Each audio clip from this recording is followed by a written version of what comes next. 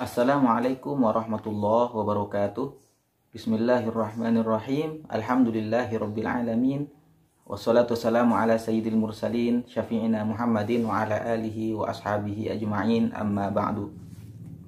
Salah satu penyakit lidah dan juga akhlak yang tidak baik di dalam agama Islam adalah berdusta ataupun berbohong. Rasulullah pernah ditanyakan oleh seorang sahabat, apakah salah satu sifat seorang muslim itu bisa berbohong? Rasulullah bersabda bahwa orang muslim yang sejati tidak akan pernah berbohong. Karena Allah berfirman di dalam Al-Quran, innama yaftaril kadhibal ladina la yu'minuna billahi wal yaumil akhir. Sesungguhnya yang membuat kedustaan, yang membuat kebohongan adalah orang-orang yang tidak percaya kepada Allah, tidak percaya kepada hari akhir. Dari ayat ini Rasulullah menyebutkan bahwa sifat seorang muslim yang sejati, dia tidak akan pernah berbohong. Makanya para ulama menegaskan bahwa berbohong ini hukumnya haram. Dan orang yang berbohong adalah orang yang akan mendapatkan dosa dari Allah Subhanahu wa ta'ala.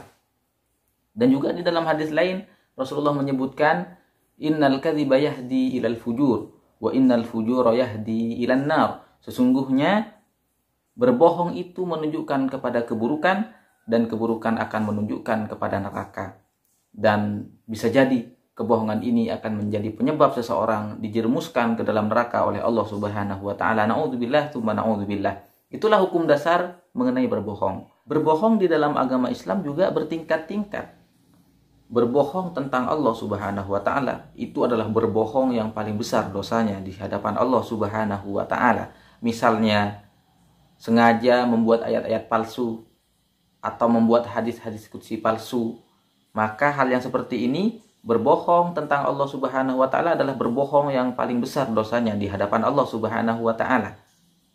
Kemudian berbohong tentang Rasulullah Shallallahu alaihi wasallam lebih besar dosanya daripada berbohong tentang orang lain. Makanya Rasulullah bersabda, man kadzaba alayya muta'ammidan falyatabawwa maq'adahu minan nar. Barang siapa yang berdusta tentangku dengan sengaja, maka bersiap-siaplah dia, karena ada tempat untuk dia di neraka nanti.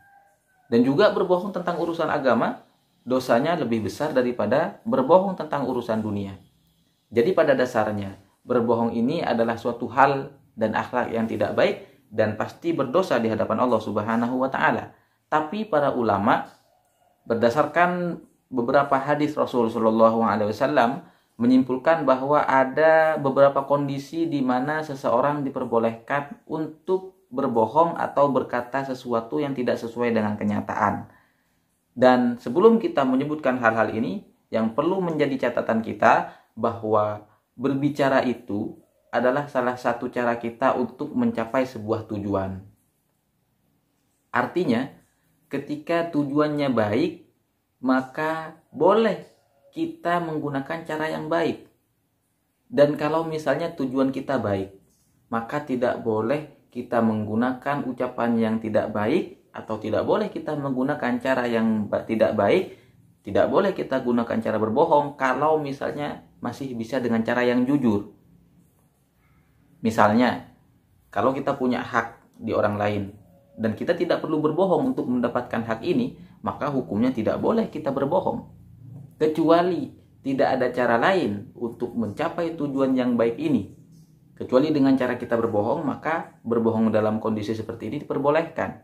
Contohnya, jika ada orang yang sembunyi di rumah kita, orang ini dikejar oleh orang jahat yang ingin membunuhnya, kemudian orang jahat ini datang, bertanya kepada kita apakah ada orang itu di rumah. Dalam kondisi seperti ini, kalau tidak ada cara lain kecuali dengan cara kita berbohong, kita mengatakan bahwa tidak ada orang itu di rumah kita, maka kondisi seperti ini membolehkan kita untuk berbohong.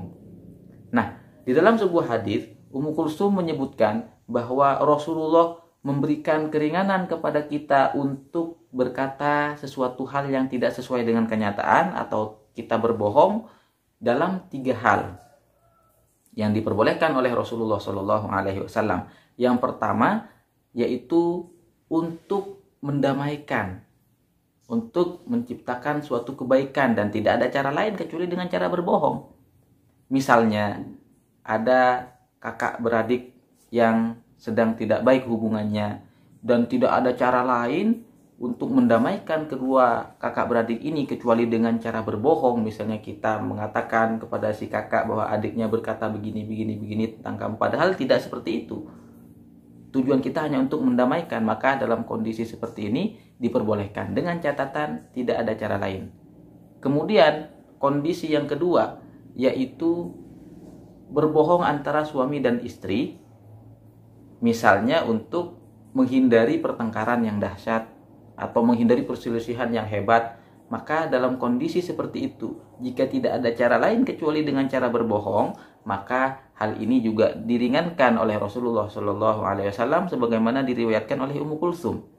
Kemudian yang ketiga adalah ketika dalam peperangan. Misalnya ada umat Islam sedang berperang dengan orang non-muslim, dan orang non-muslim, ada mata-mata dari orang non-muslim situ, ataupun ada orang dari pihak non-muslim datang kepada kita misalnya bertanya tentang jumlah pasukan kita. Dalam hal seperti ini kita diperbolehkan untuk berbohong, misalnya menyebutkan jumlah yang lebih daripada sesungguhnya, dengan tujuan agar orang kafir itu merasa takut dan gentar untuk melawan kita. Maka dalam kondisi peperangan seperti ini, untuk menciptakan sebuah kemenangan bagi umat Islam, jika itu adalah salah satu cara yang bisa membuat kita menang, maka itu diperbolehkan dan diberikan keringanan oleh Rasulullah Shallallahu Alaihi Wasallam.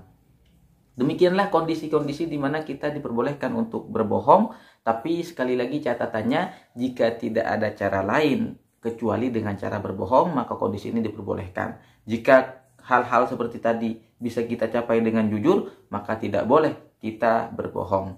Demikianlah yang bisa disampaikan. Semoga Allah menjadikan kita hamba-hambanya yang bisa menjaga lidah dan ucapan kita, dan juga semoga kita dijadikan hamba-hambanya yang jujur, dicatat di sisi Allah sebagai hamba-hamba yang siddiq. Amin ya rabbal alamin. Akhirul kalam. Assalamualaikum warahmatullahi wabarakatuh.